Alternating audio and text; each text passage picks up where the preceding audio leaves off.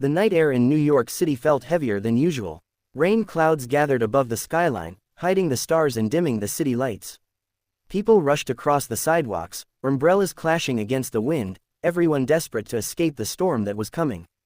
But inside a small subway station near Brooklyn, a girl sat alone with her guitar. Her name was Emily Carter. Emily wasn't famous. She wasn't rich. She wasn't even sure if she was talented enough to chase her dream. She was just another 19-year-old girl who loved singing more than anything else in the world. Her brown hair fell over her shoulders as she tuned her old guitar. The instrument had scratches all over it, marks left from years of traveling between streets, parks, and subway stations where she performed to strangers who barely noticed her. That night, Emily felt different. She had just been rejected from the biggest music competition in New York. The judges had smiled politely and told her she had a sweet voice, but lacked the star power needed to succeed in the industry. The words echoed in her mind like thunder. Sweet voice. Not strong enough. Not special enough. She closed her eyes tightly, trying to push the memories away. Her fingers trembled as she strummed a soft chord. The sound echoed through the empty subway hall, blending with the distant rumble of trains. Emily sighed. Maybe they're right, she whispered to herself. She thought about her mother, who worked double shifts at a hospital to pay rent. Her mother always told her, Emily, your voice is a gift. Don't let the world convince you otherwise. But tonight, Emily wasn't sure if she believed that anymore. The storm outside roared louder, rain slamming against the station entrances. A few people hurried inside, shaking water from their coats as they waited for the next train. Emily adjusted her jacket and stood up slowly. She placed her guitar strap over her shoulder and walked toward her usual performance spot near the ticket machines. Her heart pounded. She knew most people wouldn't listen. They would walk past her like she was invisible. Still, she took a deep breath and began to sing. Her voice started softly, almost like a whisper. The song was one she had written herself. It told the story of a girl searching for light in a world filled with noise and darkness. At first, no one noticed. A businessman rushed past while checking his phone. A group of teenagers laughed loudly, their voices drowning her music. A tired mother dragged her child toward the train platform. Emily felt her confidence slipping, but she kept singing. Then something unexpected happened. A little boy, no older than 7, stopped walking. He tugged at his father's coat and pointed toward Emily. Dad, listen, he said quietly.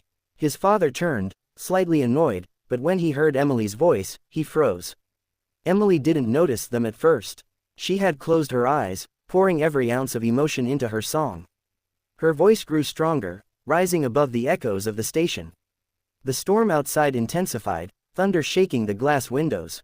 Rainwater dripped down the stairs, creating small puddles across the floor. More people started to gather. A woman holding grocery bags stopped walking. A security guard leaned against the wall, watching quietly. A young couple removed their headphones and turned toward the sound. Emily's voice filled the station, warm and powerful, like a small fire burning against the cold storm outside. The little boy sat cross-legged on the floor, staring at her like she was the most important person in the world. Emily opened her eyes and noticed the crowd. Her breath caught in her throat for a moment, but instead of stopping, she sang louder. The fear inside her chest slowly turned into courage. Her song reached its final chorus.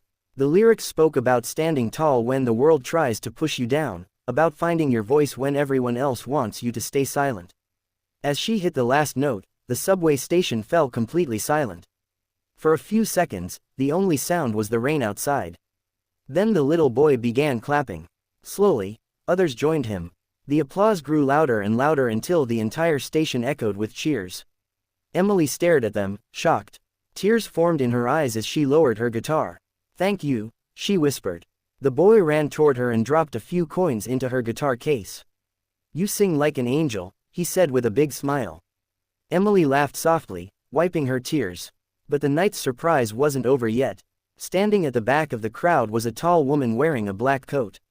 She had been recording Emily's performance on her phone the entire time. The woman stepped forward and introduced herself as Rachel Morgan, a talent scout for an independent music label. Emily's heart nearly stopped. Rachel explained that she had been searching for authentic voices, not just perfect ones. She told Emily that her song carried emotion and truth, something rare in modern music. Emily couldn't believe what she was hearing.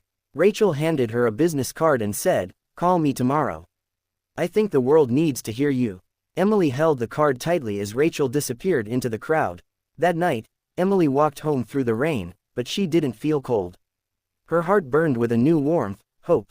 The next morning, she hesitated for nearly an hour before dialing Rachel's number.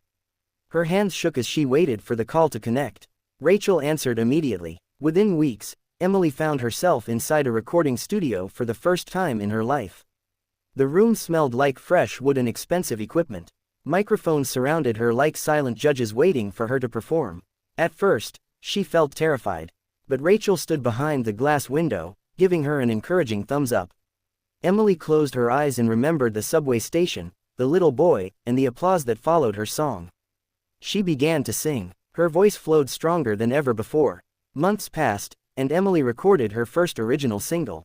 The song was released online without any big promotion or advertising. Something magical happened. Within days, thousands of people began sharing the song across social media. Strangers commented about how the song helped them through heartbreak, loneliness, and depression. The video of her subway performance went viral after someone uploaded it online. Millions of viewers watched the moment her voice silenced the storm.